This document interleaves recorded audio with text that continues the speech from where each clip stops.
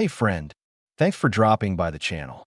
If you're like me and you're interested not just in dry textbook facts, but in understanding how the world really works, how one tiny idea can flip the entire course of history, then smash that like button and subscribe.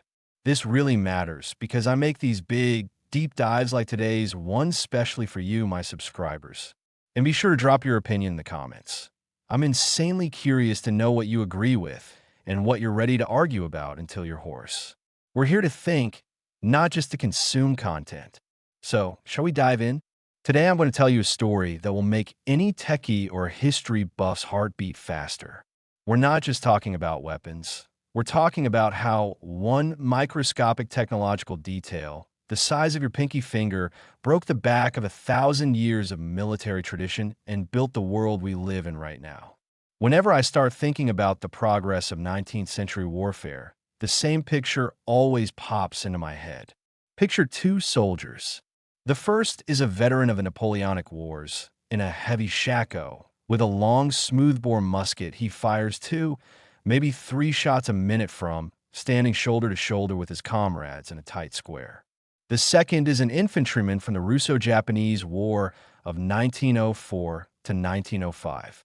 He's already wearing khaki, hiding in a trench, and firing a magazine rifle with an optical sight at a distance his grandpa would have thought was science fiction. Admit it, the difference between them is colossal. They're practically 2 different biological species. But the most staggering thing is the time gap. Less than 100 years, about a century, separated them. Now let's shift our gaze to a World War II soldier who is separated from the Russo-Japanese war guy by just over 30 years. Superficially, in terms of basic weapon mechanics, they'd look similar. They'd have similar bolt-action rifles, similar metallic cartridges. There's a difference, sure, but it's evolution, not revolution. So, in that first Napoleonic century, the infantry rifle went through such an explosive leap, such a transformation, that all the firearms design of the 20th and, so far, the 21st century hasn't even come close to repeating. Usually, when people argue on the internet or in documentaries about the revolution in small arms, everyone immediately starts nodding about the rifle barrel.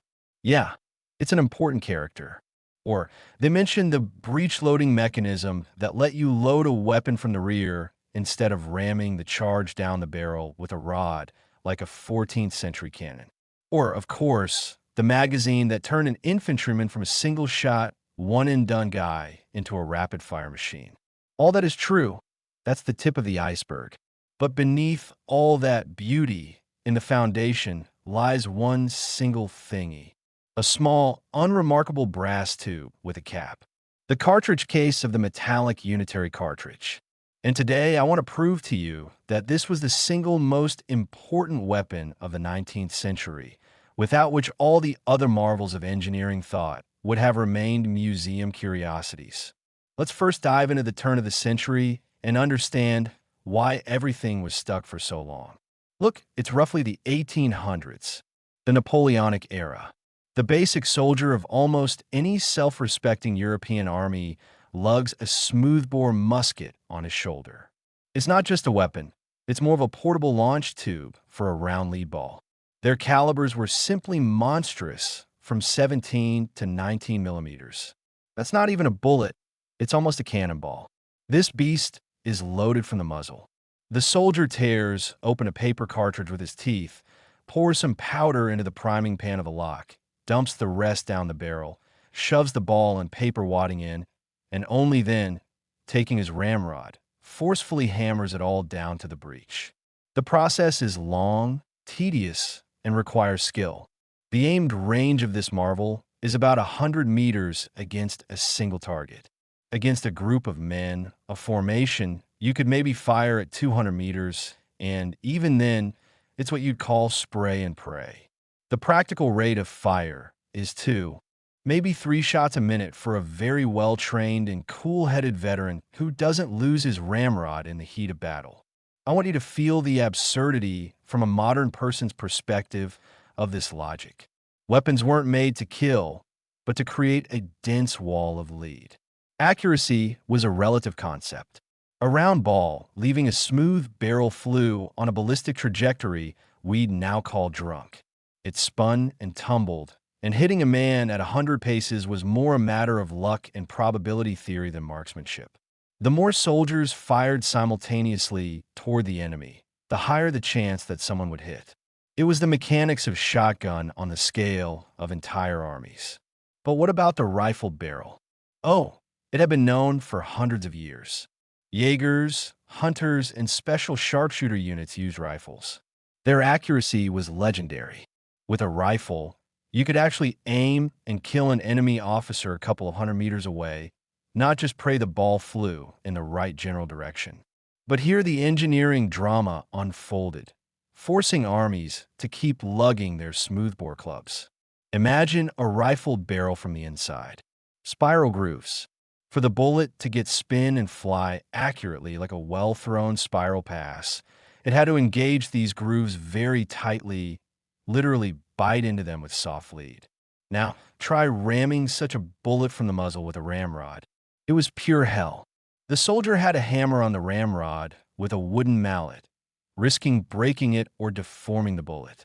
The loading process took not 10 seconds, like in a smoothbore, but a minute or more.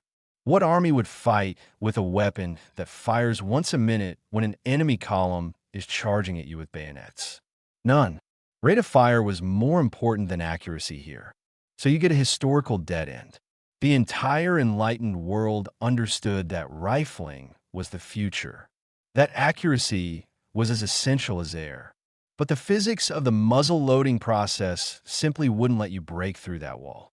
It was not impossible to untie within the logic of ramrod and powder flask. A fundamentally different concept was needed. And here steps onto the stage the main hero of our first chapter, the Swiss Samuel Johann Pauli. I love recalling him because his story is a classic example of genius being way ahead of its time. In 1812, in Paris, amidst the Napoleonic storms, he patents a breech-loading rifle. Just let that date sink in. 1812.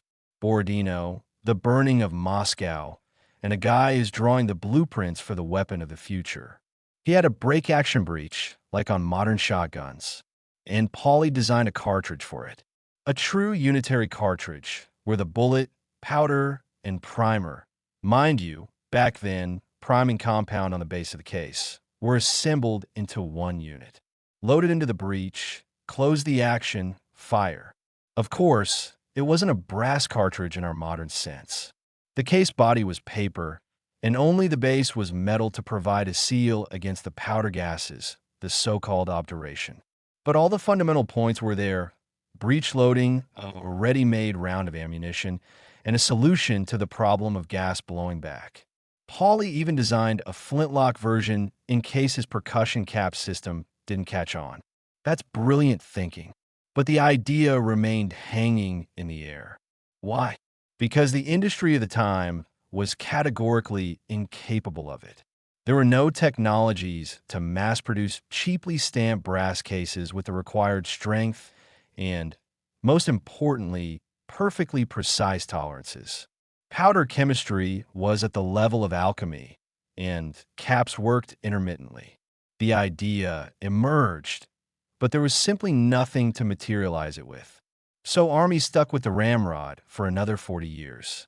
And that wasn't the dull conservatism of generals. It was a harsh technological limitation. You can't make what you lack the industrial base to support. So, as not to sit idle, gunsmiths spent those decades on elegant, but ultimately stopgap measures. In the 1830s, they thought of replacing the old flint with a copper cap filled with fulminate of mercury. The percussion cap. Reliability skyrocketed. No more sparks in the powder pan. No more misfires from wind or damp powder. Then, in the 1840s and 50s, another little, often undervalued revolution occurred. French officer Claude Minié invented the bullet that bears his name. The genius was that it wasn't round, but conical like a modern bullet, and had a hollow cavity at its base. Upon firing, the powder gases pressed into this cavity and expanded the thin skirts of the bullet so that it pressed itself into the rifling grooves. Now, to make the bullet grip the rifling, you didn't need to hammer it in with a mallet. It slid down the barrel freely, almost dropping down the bore, and expanded upon firing. This finally allowed rifle barrels to be issued to massed infantry while maintaining the same muzzle loading speed. It was an attempt to drag the old muzzle loading scheme out of the swamp by its hair, and for a while it worked. But the ceiling of 3 shots per minute never budged. It wasn't a victory, just a stay of execution. While European minds were solving the problem via the bullet, the rest of the world took a different path, try to squeeze the maximum out of the pure quality of rifling. I'm intensely interested in the figures who fought their way into dead ends of perfection. One is the story of the Brunswick rifle. Its emergence in the 1830s is shrouded in legend. Historians still argue about its exact creator. Major Burner, some gunsmith named Burners, or a collective design by a Brunswick commission. But the thing was a beast. A 17.7 millimeters caliber, and only 2 grooves in the barrel, not thin threads but wide like ditches. Its bullet wasn't round but belted. Imagine a little barrel with lugs sticking out. These lugs fit into the 2 grooves, and the bullet slid along them like on rails, getting powerful spin. It was a stunningly accurate piece for its time. Heavy, hard-hitting, made in Liège, and in service with several countries. That was one peak of development, let's say filigreed metalwork.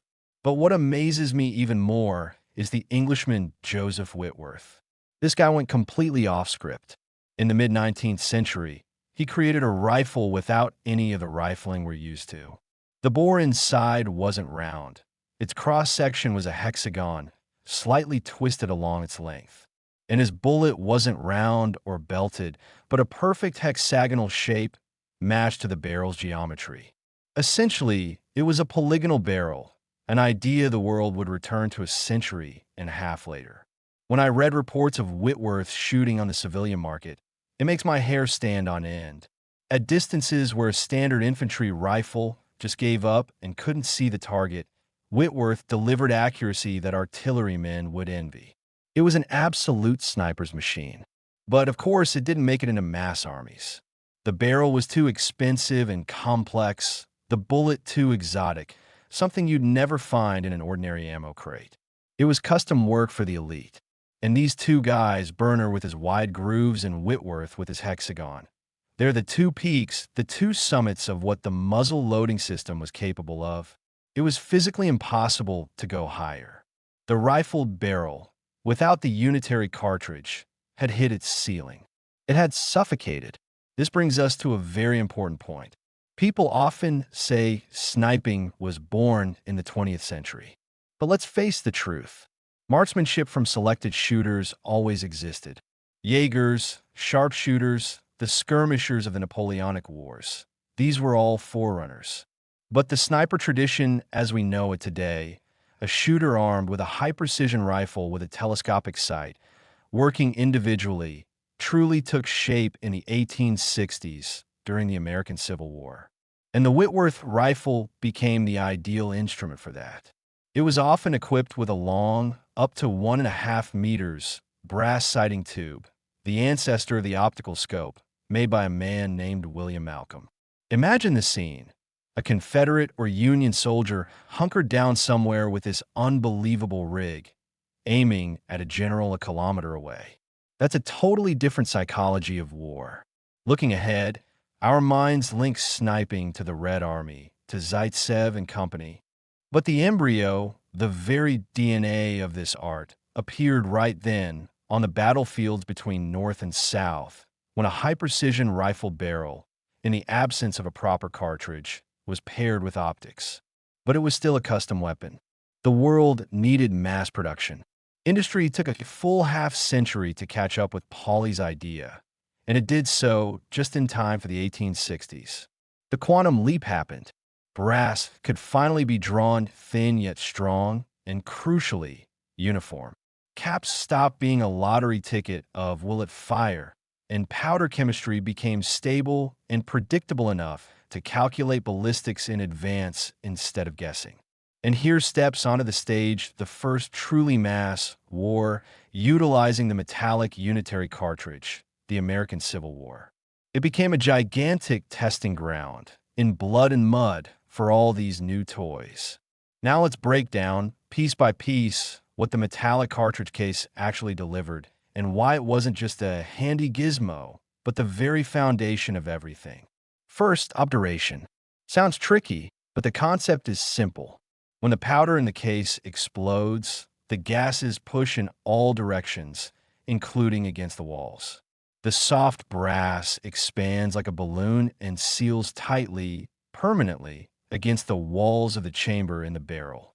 All the powder gas goes only one way, forward, propelling the bullet, not backward into the shooter's face, as often happened with old breech loaders that had imperfect locks. This instantly relieved designers of the agonizing headache of how to lock the breech without gaps. The case itself became part of the sealing system. Second, protection of the powder itself. The powder and primer were now sealed in a hermetic metal can. Moisture, dirt, sand, the case couldn't care less. A dud. Round went from an ordinary, expected event in battle to a rare occurrence that made you curse and figure out what went wrong. Third, and most obvious, convenience and speed. A ready-made cartridge, a hard and smooth object, slides into the chamber with one light finger movement. This turned the idea of magazine feeding from fantasy into a routine engineering task.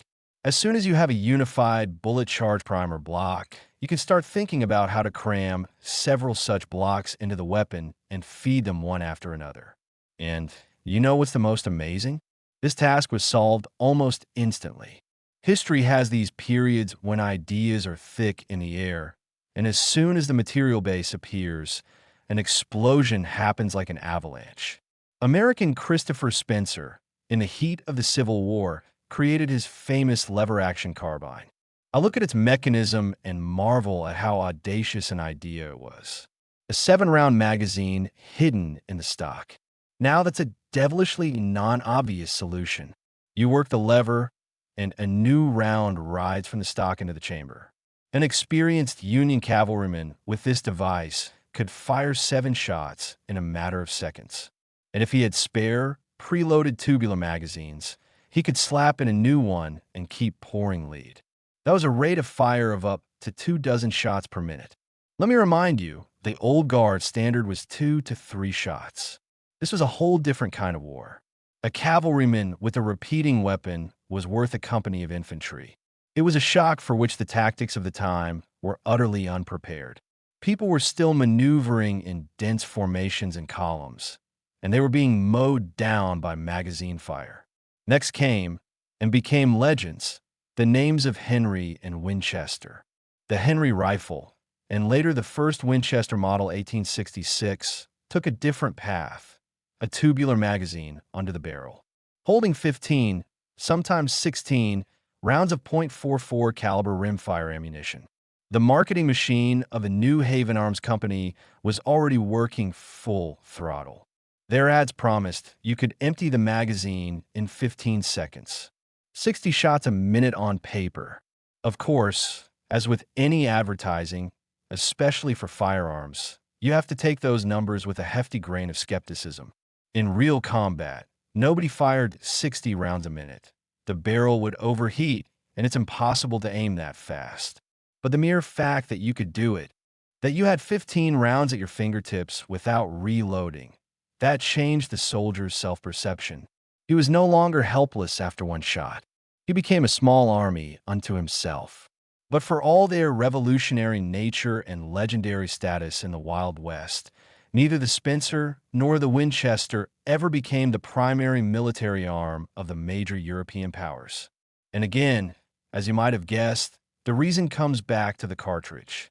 Rimfire ignition is when the priming compound is pressed into the rim of the case, and the firing pin strikes it to crush and ignite it. It's very cheap and easy to make for a pistol cartridge. But there's a fundamental limitation. You can't make such a case very strong because you need to crush it with the strike. Therefore, the pressure of the powder gases in the barrel must be kept low. Low pressure means less energy for the bullet. Less energy means a short, effective range. The black powder of the time gave, in this setup, an aimed range of 200 to 300 meters, no more. For a cavalry skirmish, for a shootout on the streets of an Old West town, or in the woods, it was just what the doctor ordered. A hurricane of fire at close range. But European generals were preparing for a big war, where infantry had to stop charging cavalry half a kilometer away and conduct firefights at 500 to 800 meters. And there, the Winchester, with its little pistol cartridge, was helpless. It couldn't shoot through a horse at long range, and its bullet was heavily deflected by the wind. It was a close-quarters weapon, while Europe wanted a universal rifle for long-range battle. So, the Old World took a different evolutionary path, and it was a very understandable and pragmatic move. Imagine the state of the arsenals in, say, Prussia or Russia in the 1860s. The warehouses are packed with hundreds of thousands, millions of brand-new percussion muzzle-loading rifles, just purchased. They're made of excellent steel, have beautiful, expensive rifle barrels designed for the mini-ball.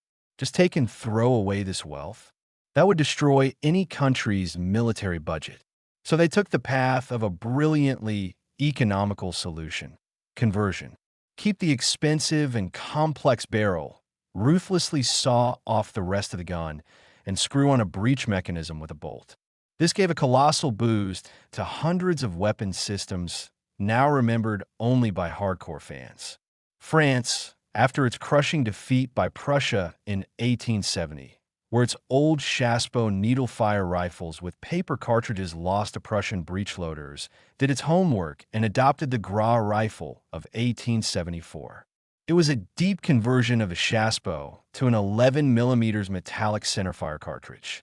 Austria-Hungary, in turn, adopted the Werndl rifle with its unusual rotating drum breech, which pivoted on its axis like a door lock.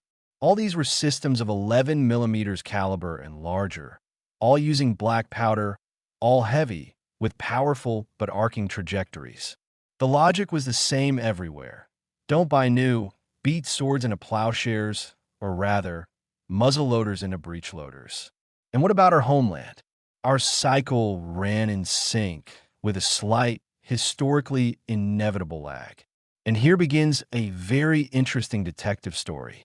In 1869, the Russian Imperial Army adopted two conversion systems at once for old percussion muzzleloaders, chambered for a 15.2 4mm unitary cartridge. That's 6 lines in the old Russian measurement system. The first was the Baranov rifle, which was actually a creative and deep reworking of the Austrian Albini-Brandlin system. The second was the famous Krunka rifle, created by a Czech gunsmith working in Austria. Both were very heavy and bulky, but both already used a metallic case. That was a huge step. But as often happens in the big arms business, they also pursued another path in parallel. The American Hiram Berdan was invited to create a new system from scratch. This is how the Berdanka, or Berdan No. 1 rifle, appeared, which honestly was SOSO. It only became a true masterpiece after our Russian officer gunsmiths A.P. Gorlov and K.I. Gunnius got their hands on it. I think they deserve a monument, not just a mention in the footnotes. They made about 25 colossal, fundamental changes. Reduced the caliber to 4.2 lines, or 10.75 millimeters, making the cartridge lighter and ballistically better. Most importantly, they designed and put into production a drawn brass, bottleneck case. That was a breakthrough. The new Berdan No. 2, adopted in 1870, was so simple, robust, and manufacturable that it served for over 20 years. It saw the Russo-Turkish War and the campaigns in Central Asia. And here's the interesting thing. It lasted so long not because it was perfect, but for a simple, practical reason. There was nothing to replace it with. The tech level of the 1870s was dragged into the early 1890s because no one in the world had yet created a mass-produced magazine rifle for smokeless powder. Everyone sat tight with their big single-shot hammers and waited. And this wait dragged on because the next leap came from a completely different field. A chemist's test tube. I'm talking about smokeless powder. The Frenchman Paul Va synthesized it in 1884 based on nitrocellulose. It had the effect of a bombshell. Imagine an old rifle on black powder. After a few shots, the shooter is enveloped in such a cloud of smoke he can't see the enemy or his sights. The battlefield starts to look like a stage at a rock concert. After 50 shots, the barrel is caked with a thick layer of sticky fouling that needs cleaning. Smokeless powder solved these problems in one go. Almost no smoke, the shooter doesn't give away his position. Minimal fouling. But the most important consequence was ballistics. The energy you could now impart to a bullet increased dramatically with a smaller volume of charge. The pressure in the barrel spiked. This made it possible to make the bullet lighter and of a smaller caliber, therefore faster and with a flatter trajectory. From 11 to 15 millimeters, the world abruptly jumped to calibers 6.5, 7, 7.62, 8 millimeters. The bullet was no longer round or a fat mini, but a sharp, aerodynamic Spitzer. It flew farther, faster, and was less affected by the wind. The point-blank range, the distance at which you don't have to think much about holdover and can just aim at the enemy's chest, increased dramatically. But this chemical breakthrough created an avalanche of new problems. Higher pressure demanded much stronger actions. Old designs with hinged levers were no longer suitable. They could blow up right in the shooter's face. A reliable locking mechanism that could withstand this pressure was needed. And so we come to the climax. How do you cram 5 or 6 of these new, powerful, and compact cartridges into a weapon and feed them quickly and reliably? A real design race began around the world. I love analyzing the Austrian Ferdinand Mannlicher because he didn't just march towards the goal, he obsessively tried out options, like playing with Lego. In the early 1880s, he created a series of prototypes we now call insane. The things he dreamed up, a stock magazine like Spencer's, but for a more powerful round, a tubular underbarrel magazine like Winchester's, but which ruined the weapon's balance, an angled side magazine. And each version created its own problems. The center of gravity shifted, the weapon was fragile, rounds jammed when feeding. And finally, by trial and error, he arrived at a layout that became the holy grail for the entire industry for the next half-century. He created the internal box magazine, a sturdy steel box inserted into the stock, directly under the receiver, with staggered, 2-row round placement. This gave compactness, reliable feeding, and protection. And the crowning glory of his idea was in-block clip loading. 5 rounds were inserted into a light metal clip, and this packet from the top, with one thumb push, was shoved into the magazine. The clip stayed inside and fell out the bottom when the rounds were gone. This was faster than loading individually. The Mannlicher Model 1895 rifle, with its straight pull bolt, where you just yank the handle back and forth without turning, was perhaps the fastest and most elegant system of its time. And all this was only possible due to the new geometry of the powerful and compact cartridge. By the late 1880s, it became crystal clear to everyone. You don't design the rifle around the cartridge. The cartridge is the heart around which the whole organism grows. The length and taper of the case dictated the magazine design. The pressure inside the case dictated the geometry of the bolt's locking lugs. The weight and length of the new pointed bullet dictated the rifling twist rate. The engineer no longer started with the stock and the lock. He started his drawing with a small triangle. Bullet, case, powder. Everything else was just the launching box. And at this point of global progress, Russia stood at a historic crossroads. The late 1880s. The good old Berdan, with its heavy black powder cartridge, was hopelessly obsolete. The War Ministry knew this and announced a competition that became legendary. It was a real battle of the psychics of the gun world. The task was clear to all: create a small caliber magazine rifle for smokeless powder. The competition lasted several years, with entries submitted by the best minds on the planet. The final 2 remained: our compatriot the Tula designer Sergei Ivanovich Mosin, and the Belgian Leon Nagant, who was already a global star. The decision the Commission made in 1891 was purely Russian, a compromise, but no less brilliant for it. It absorbed the best of two worlds. I'm always amazed at how all the lines of evolution we've discussed intertwined in one product. A turn-bolt action, the global mainline, perfected by Mosin. An internal, non-detachable 5-round magazine loaded from the top with a stripper clip, a nod and a bow to manlature, but reworked under license from Nagant. The 7.62mm cartridge with smokeless powder, the child of Paul VA's chemical revolution. A rifled barrel with a perfectly selected twist rate, the grandson of Burner and the great-grandson of Whitworth. The Mosin rifle, or 3-line rifle, because its 7.62mm caliber equals exactly 3 Russian lines, became the quintessence of everything humanity had understood about small arms over 100 years. Allow me a heretical thought. From a standpoint of elegant engineering, in 1891, the Mosinka was not the best in the world. The German Gur 1888, adopted 3 years earlier, was already in full service. The Austrians had the magnificent Manlicher 1895, which I mentioned, whose straight-pull bolt allowed even faster reloading. Mosin had a different, far more Russian, and far more correct set of priorities. The rifle was designed for a mass mobilization war. It had to be produced in the millions on not-so-perfect machinery.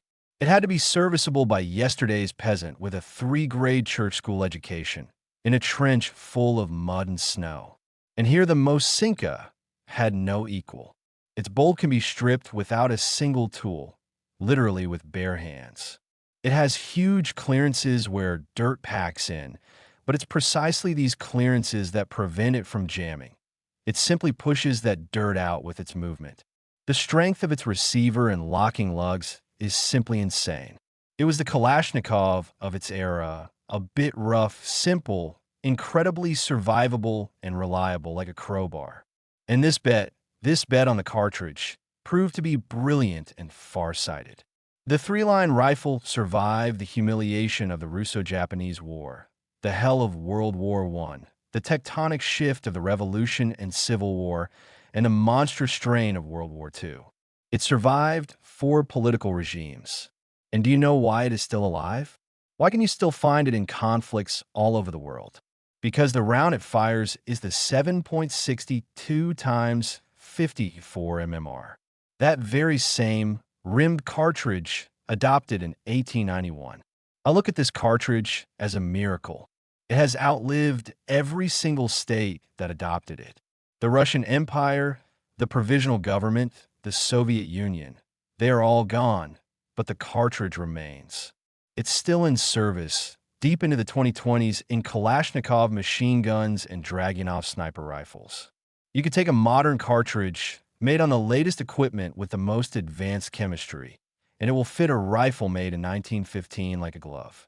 And it will fire. That's the true magic of an engineering school. Genius isn't making the best thing here and now.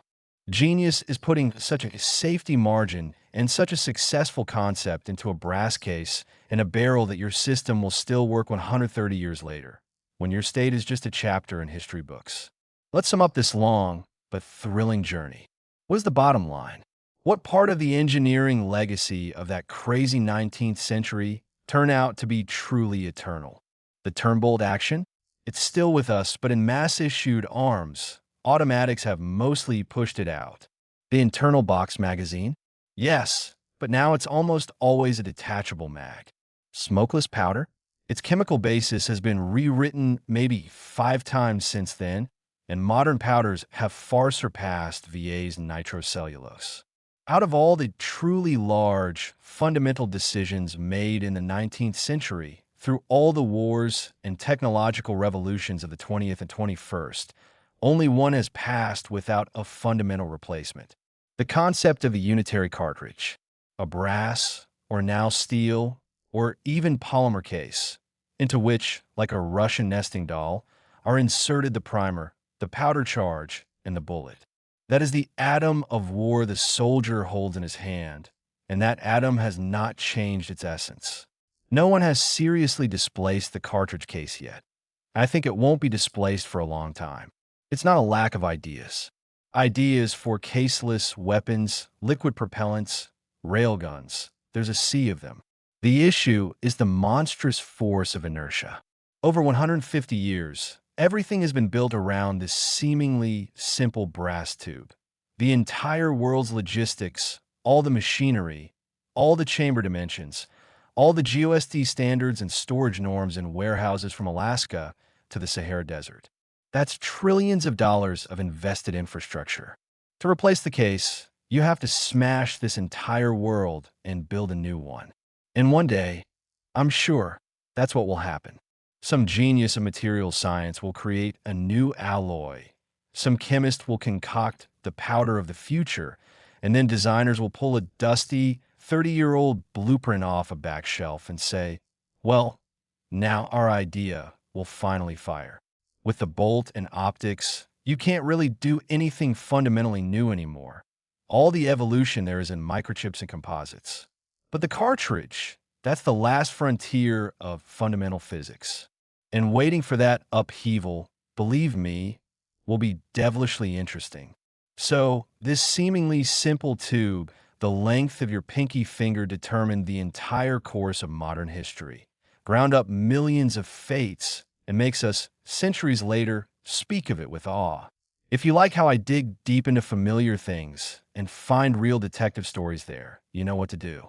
Subscribe to the channel, hit like. That's the best reward for me and a signal we're on the same wavelength. And be sure to write in the comments what you think about all this. Maybe you have a different opinion about what the main weapon of the 19th century was. Maybe you think it was the telegraph or the railroads. Let's have a debate in the comments. I personally read every single one.